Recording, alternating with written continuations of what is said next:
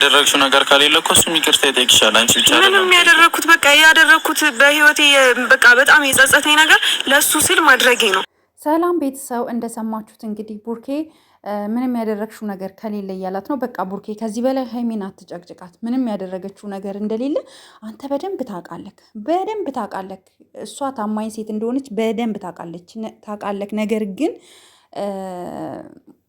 ከፋሲል ጋር ምንም አይነት ግንኙነት እንደሌላት አንተ በደንብ ታውቃለህ፣ ታምንባታለህ፣ ትወዳታለህ። ነገር ግን አንተ እውነታውን ታውቃለህ አይደል? እውነታውን ታውቃለህ። ነገር ግን አንተ እኛ እንድናምን ምክንያቱም ብዙ ልጆች አሁን ሀይሚን እንደ ባለጌ እያዩት ነው።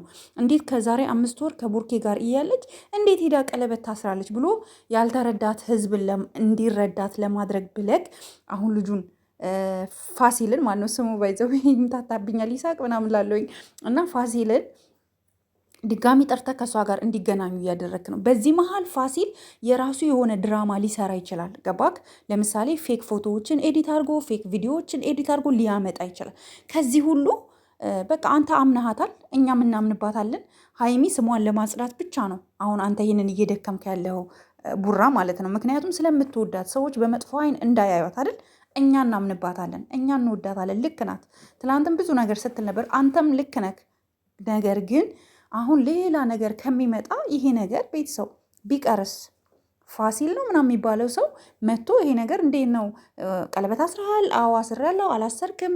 ወደሃታል? አልወደድካትም? ተብሎ ሌላ አዲስ ጦርነት ተከፍቶ በዓልን የተረበሸ በዓል እንዳይሆንብን ይሄ ነገር ቢቆይስ ወይም ቢቀርስ ወይም ከበዓል በኋላ ብንጠይቀውስ አይሻልም ወይ? ምክንያቱም ሰው ምን አስቦ እንደሚመጣ አይታወቅም። እኔ እፈራለሁ።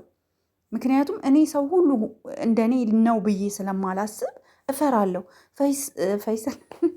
ፋሲል ምን አስቦ እንደሚመጣ አናቅም።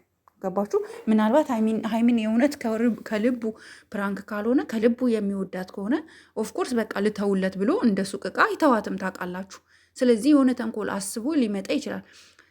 ስለዚህ ይሄ ነገር ምን አለበት ቡራ ብትተው፣ በቃ ብትተው። አይኑ ብዙ ሰዎች እንዴት እንደዚህ ታደርጋለች? በአንዴ 2 ወንድ እንዴት ትይዛለች? አንዴ ከቡርኪ ጋር፣ አንዴ ከፋሲል ጋራ። ይሄ ነገር በጣም ነው የሚደብረው ምናምን የሚሉ እህት ወንድሞች አሉ፣ በጣም ብዙ ማለት ነው። ኢቨን ኮመንት ላይም አይቻለሁ። ነገር ግን ይህን ነገር እኛም ልንረዳት የሚገባው እሷ እንዲህ ነው ሌላ የገነነ ነገር እንዳይመጣ፣ ሌላ የተረበሸ ነገር እንዳይመጣ፣ እኛም እንዳንጨነቅ፣ እናንተም በዓልን በሰላም እንድታሳልፉ እውነቱ እንዲጸዳ ከፈለግ ከበዓል በኋላ ይዛውና ቡራ ግዴታ ቪዲዮ ተሰርቶ መለቀቅ አለበት። ህዝብ ያየው እሷ ከ5 ወር በፊት ቀለበት ከሌላ ወንድ ጋር ከቡርኬ ጋር እየኖረች ነገር ግን ከሌላ ወንድ ጋር ቀለበት አስራለች ብሎ የሚያስብ ሰው ሊኖር ስለሚችል ግዴታ ቪዲዮ መለቀቅ አለበት ካልክ ከበዓል በኋላ። ምክንያቱም ፕሊዝ በበዓል እንድትረበሹ ምናምን አንፈልግም። ጽድት ያለ የበዓል ጊዜ እንዲኖራችሁ